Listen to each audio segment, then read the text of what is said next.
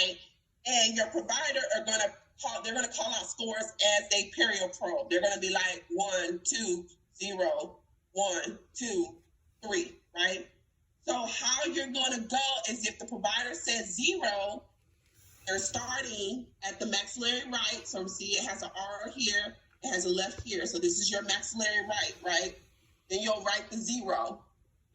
And 0 means there's no calculus, there's no bleeding, and there's healthy gingival upon probing. And the type of treatment you would give somebody with a 0 PSR score is appropriate preventive care. So basically brushing and flossing and possible dental cleaning. So you'll say, hey, get you a cleaning, right? So let's say the provider calls out a 1 on the maxillary anterior. So you'll write a 1 here, right? And that means there's no calculus, but slight bleeding when you probe, right? And the treatment is just going to be getting a cleaning, removing the plaque, and getting some oral hygiene instruction to help with their dental upkeep, right? For them to do at home. So then, let's say the provider called out 2, right, on the maxillary left. You're going to write a 2. That's a 2. Let me try that again.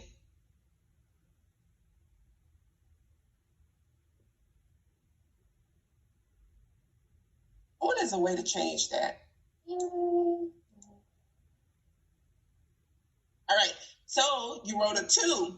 2 means that supra, which is above the gum line, and subgingival, which is below the gum line, calculus, right? So remember, the plaque must have been sitting down long enough to harden and form calculus, and or defective margins, which means that there is a margin that has leakage. So it's getting bacteria in it, it's getting food impaction, something's going on there. And there's light bleeding. So it goes from slight to light when you go to code 2, right? So that means when the provider puts the probe in that area, bleeding happens, right? And it's some light bleeding, a little bit heavier. Right, and the treatment, once again, you're going to have some plaque removal, you're going to have the calculus removal, and you're going to have oral hygiene instruction. Basically, you're going to set them up for a cleaning appointment. Now, let's say they moved down, right, to the mandibular left. So they went maxillary right, anterior, maxillary left, mandibular left, right? So you're going to go here when the provider calls out the number. Let's say it's a 3. Right? That means moderate spontaneous bleeding, colored area of probe partly visible in deepest and probing depth. So that just means that when that probe is placed in that area, it does a drop into that pocket, right? There's a pocket that's being formed and it's bleeding.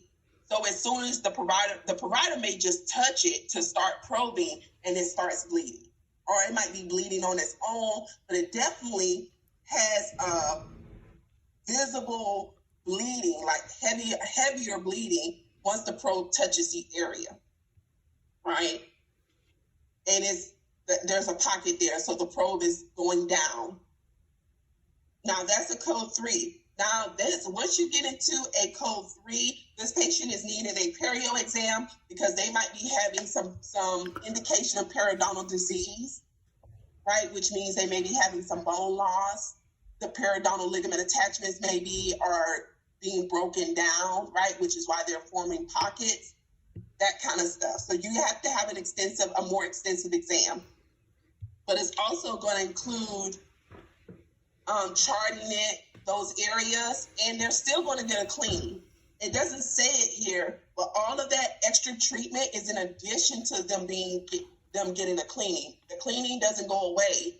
It's even more necessary. So they might have to get a little scaling, right? They might have to have a more intensive cleaning process, but they're still going to get one, right? And then let's say, right, they say, okay, the mandibular anteriors are a 2 here.